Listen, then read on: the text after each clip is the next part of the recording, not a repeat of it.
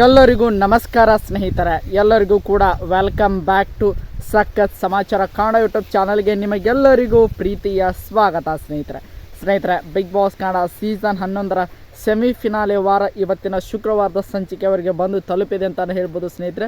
ಇವತ್ತಿನ ಒಂದು ಸಂಚಿಕೆಯಲ್ಲೂ ಕೂಡ ನಾಮಿನೇಷನ್ ಪ್ರಕ್ರಿಯೆ ಕಂಟಿನ್ಯೂ ಆಗ್ತಾ ಇದೆ ಸ್ನೇಹಿತರೆ. ಅದರ ಜೊತೆಗೆ ಈ ವಾರದ ಉತ್ತಮ ಮತ್ತು ಕಳಪೆ ಕಾನ್ಸೆಪ್ಟ್ ಕೂಡ ಬಿಗ್ ಬಾಸ್ ಮನೆಯಲ್ಲಿ ನಡೆದಿದೆ ಅನ್ನುವಂಥ ಪಕ್ಕಾ ಮಾಹಿತಿ ಬಂದಿದೆ ಸ್ನೇಹಿತರೆ.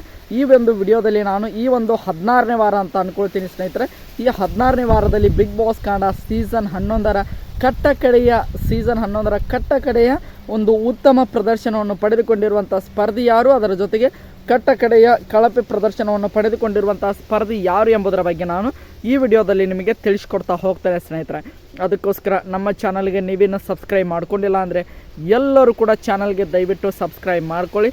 ಹಾಗೆ ಪಕ್ಕದಲ್ಲಿರುವಂತಹ ಬೆಲ್ ಐಕನ್ನ ಮಾತ್ರ ಯಾವುದೇ ಕಾರಣಕ್ಕೂ ಕ್ಲಿಕ್ ಮಾಡೋದನ್ನು ಮಾತ್ರ ಮರೀಲಿಕ್ಕೆ ಹೋಗಬೇಡಿ ಸ್ನೇಹಿತರೆ. ಬನ್ನಿ ಸ್ನೇಹಿತರೆ, ವಿಡಿಯೋನ ಶುರು ಮಾಡೋದ. ಈ ವಾರ ಸೆಮಿಫಿನಾಲೆ ವಾರ ತುಂಬಾ ಚೆನ್ನಾಗಿ ಮೂಡಿ ಬಂತು ಅಂತಲೇ ಹೇಳ್ಬೋದು ಸ್ನೇಹಿತರೆ. ಆದರೂ ಕೂಡ ಇನ್ನೂ ಸ್ವಲ್ಪ ಬೆಟರ್ ಆಗಬೇಕಾಗಿತ್ತು.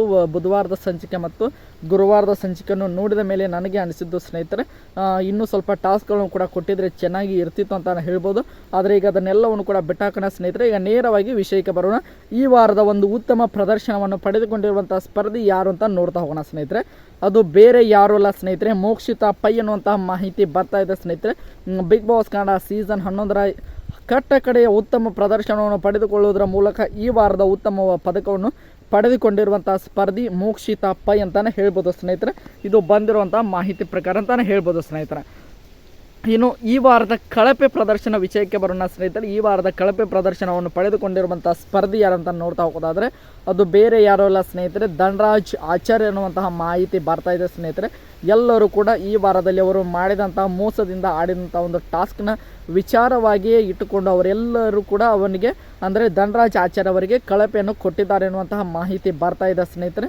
ಈ ಬಿಗ್ ಬಾಸ್ ಕನ್ನಡ ಸೀಸನ್ ಶುರುವಾಗಿ 16 ವಾರ ಕಂಪ್ಲೀಟ್ ಆಗಿದೆ ಸ್ನೇಹಿತರೆ. ಈ 16ನೇ ವಾರದ ಕಟ್ಟಕಡೆಯ ಒಂದು ಅಂದರೆ 11ನೇ ಸೀಸನ್ನ ಕಟ್ಟಕಡೆಯ ಉತ್ತಮ ಪ್ರದರ್ಶನ ಮೋಕ್ಷಿತಾ ಪೈ ಅವರು ಪಡೆದುಕೊಂಡಿದ್ದಾರೆ. ಅದರ ಜೊತೆಗೆ ಕಟ್ಟಕಡೆಯ ಕಳಪೆ ಪ್ರದರ್ಶನವನ್ನು ಧನರಾಜ್ ಆಚಾರ್ಯ ಅವರು ಪಡೆದುಕೊಂಡಿದ್ದಾರೆ ಸ್ನೇಹಿತರೆ.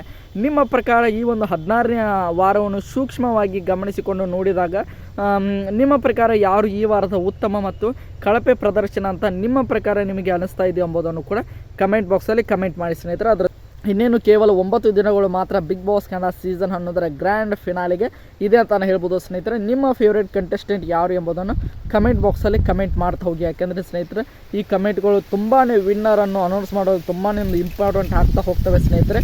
ನೋಡೋಣ ಯಾವ ಒಬ್ಬ ಸ್ಪರ್ಧಿಗೆ ಅತಿ ಹೆಚ್ಚು ಕಮೆಂಟ್ಗಳು ಬರ್ತವೆ ಎಂಬುದನ್ನು ಕೂಡ ನಾನು ಮುಂದಿನ ವಿಡಿಯೋದಲ್ಲಿ ನಿಮಗೆ ತಿಳಿಸ್ಕೊಡ್ತಾ ಹೋಗ್ತೇನೆ ಸ್ನೇಹಿತರೆ. ಐ ಹೋಪ್ ಎಲ್ಲರಿಗೂ ಕೂಡ ಈ ಒಂದು ವಿಡಿಯೋ ಇಷ್ಟ ಆಯಿತು ಅಂದ್ಕೊಳ್ತೀನಿ. ಇಷ್ಟ ಆಗಿದ್ರೆ ಎಲ್ಲರೂ ಕೂಡ ಚಾನಲ್ಗೆ ಸಬ್ಸ್ಕ್ರೈಬ್ ಮಾಡಿಕೊಂಡು ಸಪೋರ್ಟ್ ಮಾಡಿ. ಮತ್ತೆ ಮುಂದಿನ ವಿಡಿಯೋದಲ್ಲಿ ಸಿಗೋಣ. ಎಲ್ಲರಿಗೂ ಕೂಡ ಧನ್ಯವಾದಗಳು.